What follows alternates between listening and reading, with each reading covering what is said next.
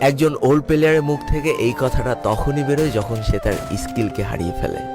যেই পুরানো প্লেয়ারের গেম প্লেটা দেখে আজ তোমরা হাসছো, এমন একটা সময় ছিল যাকে কাস্টম খেলার জন্য সর্বপ্রথম হায়ার করে নিয়ে যাওয়া হতো। যেই পুরনো প্লেয়ারটার গেম প্লে দেখে আজ তোমরা হাসছো, একটাবার খোঁজ নিয়ে দেখো সেই প্লেয়ারটার গেম প্লে দেখেই একটা সময় অনেক মানুষ গেম খেলা শিখেছে।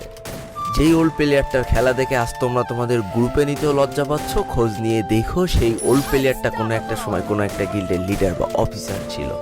যেই ওল্ড প্লেয়ারটা আজ তোমাদের রিভাইভ দিতে যেতে ভয় পাচ্ছে, মনে রেখো একটা সময় ছিল যখন এই প্লেয়ারটাই পুরো মাঠ একা ফাঁকা করে বুয়া নিয়ে আসতো। যেই নতুন প্লেয়ারগুলো শুধুমাত্র ডাইনামিক ডুয়োর সাথে গেম খেলার জন্য সারা রাত জাগো, তোমরা মনে রেখো যারা ওল্ড প্লেয়ার ছিল তারা সারা রাত খালি ট্রেনিং পিটাতো নিজেদের স্কিল ভালো করার জন্য। আমি জানি আজকের দিনের যারা অনট্যাপ মারা প্লেয়ার তারা কখনোই ফিল করতে পারবে না যে বসে জুম করে উঠে হেডশট মারার মজাটা আসলে কি ছিল।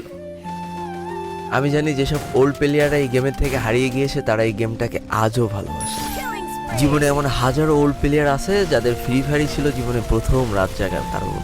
আমি জানি এমন হাজারো ওল্ড প্লেয়ার আছে যাদের রেজাল্ট খারাপ করারও প্রথম কারণ ছিল এই ফ্রি ফায়ার।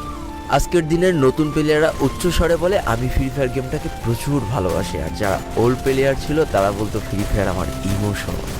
একটা না দুইটা না অনেক কটি বছর এই ফ্রি ফায়ার গেমটার সাথে কাটিয়ে দিয়েছি, অনেক ভালো ভালো বন্ধু পেয়েছি, আবার অনেক মানুষকে হারিয়েও ফেলেছি। আমি জানি এমন অনেক ওল্ড প্লেয়ার আছে যারা এখনো এই ফ্রি ফায়ার গেমটাকে দিনের পর দিন খেলেই চলেছে সেই ইমোশনের জায়গা থেকে। স্যালুট তাদেরকে।